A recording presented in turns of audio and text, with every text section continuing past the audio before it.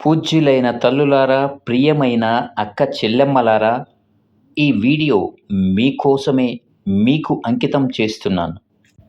అమ్మ మన కోసం తన జీవితాన్ని మౌనంగా త్యాగం చేసిన దేవత.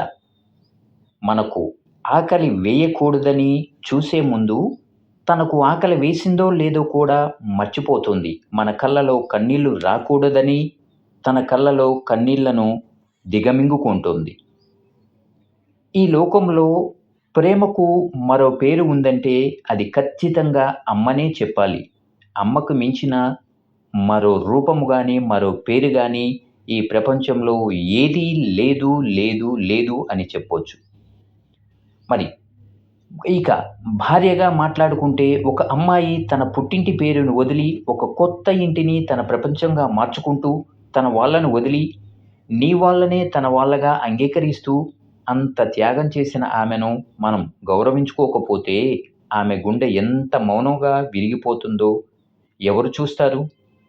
అందుకే భార్యను అన్నీ నువ్వై గౌరవించు. ఆమె తన సర్వస్వం నిన్నే అనుకుంటుంది.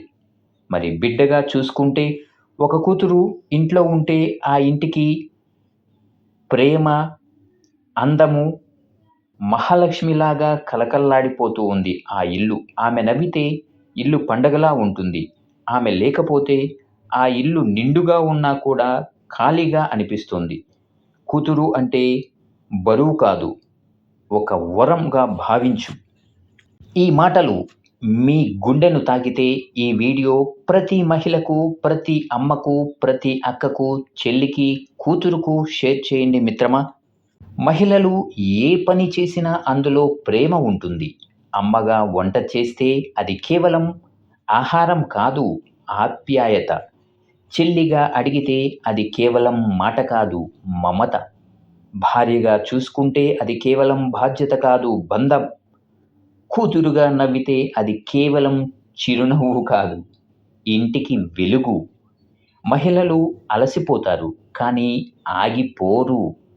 వాళ్ళు బాధపడతారు కానీ బయటకు చూపించరు.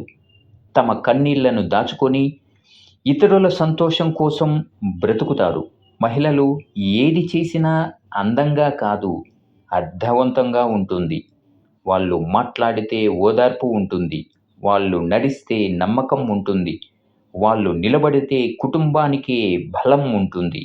ఒక మహిళ చేతిలో ప్రేమ ఉంటుంది, మనసులో సహనం ఉంటుంది, కళ్ళలో కలలు ఉంటాయి, హృదయంలో ఒక ప్రపంచమే దాగి ఉంటుంది. అందుకే మహిళలు ఏది చేసినా అది మనసును తాకుతోంది. ఎందుకంటే వాళ్ళు ఏ పని